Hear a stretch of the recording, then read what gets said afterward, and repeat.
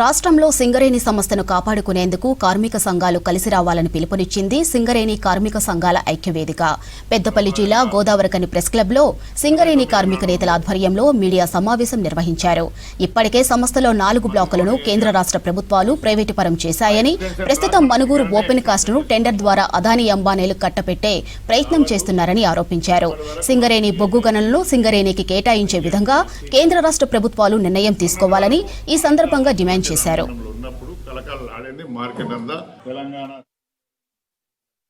సింగరేణి అతిపెద్ద కంపెనీ, సింగరేణి మంచి రెవెన్యూ ఇచ్చే కంపెనీ, మంచి ఉద్యోగాలు ఇచ్చే కంపెనీ, నిరుద్యోగులకు ఉద్యోగాలు ఇచ్చే కంపెనీ, రెవెన్యూ ఇచ్చే కంపెనీ. ఒక కార్మికుడు దాదాపు కనీసం లేదన్నా 6 నుండి 8 టన్నుల బొగ్గు తీస్తాడు. ఓపెన్ కాస్ట్ 25 టన్నులు ఇస్తాడు. అన్ని కలుపుకొని ఇప్పుడు 6 టన్నుల బొగ్గు ఒక కార్మికుడు ఇస్తాడు.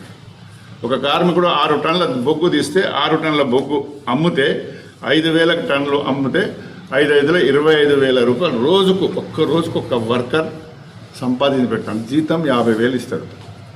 లక్ష పని. సింగరేణి కదా డబ్బుల మీద నష్టం ఎట్లా జరుగుతుంది? నష్టం పేరు మీద గోవేస్ ప్రచారం చేసి మైండ్ అంతా ఖరాబ్ చేసి సింగరేణి నమ్మడానికి వాళ్ళు ప్రయత్నం చేస్తున్నారు. సింగరేణి కాపాడడానికి మా సంఘాలు ప్రయత్నం చేస్తున్నారు. బెంగాల్ ముఖ్యమంత్రి Mamata Banerjee central government labour code తీసుకొస్తే నేను అమలు చేయను అని ప్రకటన చేసింది. తర్వాత ఇక్కడ తమిళనాడు ముఖ్యమంత్రి అవి ఉన్నాయేదో నేనే కొంటా, ప్రభుత్వమే కొంటా అంటుంది, ప్రైవేట్ వానికి రానంటుంది. వాళ్ళు ఇచ్చిన దీన్ని అమలు చేయను, కోడ్లను మేము అమలు చేయనంటుంది.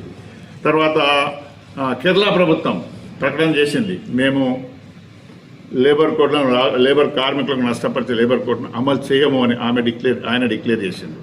కేజ్రీవాల్ ముందే చెప్పిండు, కేంద్ర ప్రభుత్వం ఏమి తీసుకొచ్చినా వాళ్ళు లేబర్ కోడ్లను నేను అమలు చేయని చెప్పిండు. ఆ విధంగా కార్మికుల ఓట్లతో గెలిచిన కాంగ్రెస్ ప్రభుత్వం పైన ఈ ముగ్గురు వాళ్ళతో కలిసి ఉన్నారు కదా, ఏఐటీసీ, ఐఎన్టీసీ, సిఐటి, ముఖ్యమంత్రి రేవంత్ రెడ్డి సాబ్ దగ్గర పోయి మేము తెలంగాణ రాష్ట్రంలో ఆ లేబర్ కోడ్లను అమలు చేయము అని ప్రకటన చేయాలని మీ వేదిక ద్వారా మేము డిమాండ్ చేస్తున్నాం. సింగరేణిలో నేడు నెలకొని ఉన్నటువంటి సంక్షోభం, భవిష్యత్, సింగరేణికి కొంత బాగులేకపోవడం, ఉన్నటువంటి 4 బ్లాకులు కూడా వేలంలోకి పోవడం, ఆ వేలంలో పాడినోడు కూడా ఇప్పటి వరకు ఒక బొగ్గు పెళ్ళ కూడా తీయలే.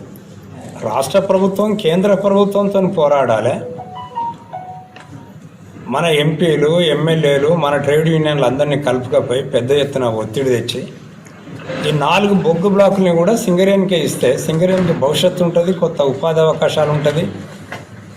రేపు పొద్దున సింగరేణి ఇంకా అనేక ఇవాళ చెప్తున్నారు కదా, దేశాలలో మేము పెట్టుబడులు పెడుతున్నాం, కీర్తి ప్రతిష్టలని. ఉన్న ఇంట్లోనే నీకు చక్కగా లేదు, బయట ఏం చేస్తున్నాం? ఇవాళ కార్మికులు ఇంకొక 10 ఏళ్ళు 20 ఏళ్ళ తర్వాత సింగరేణి ఉండదని ప్రకటనలు చేస్తున్నారు. మన దగ్గర అనేక రకాలుగా ఆర్థిక సంపత్తి మనకుంది. అయినప్పటికీ కూడా వేలంలోకి పొమ్మని చెప్పి, దొడ్డిదారిన పొమ్మని చెప్పి అక్కడ రాష్ట్ర ప్రభుత్వాన్ని కలిసి వచ్చింది. జనుకో వాళ్ళ ద్వారా అటు ఆదానికి కట్టబెట్టేటువంటి ఒక కుట్ర తప్ప మరొక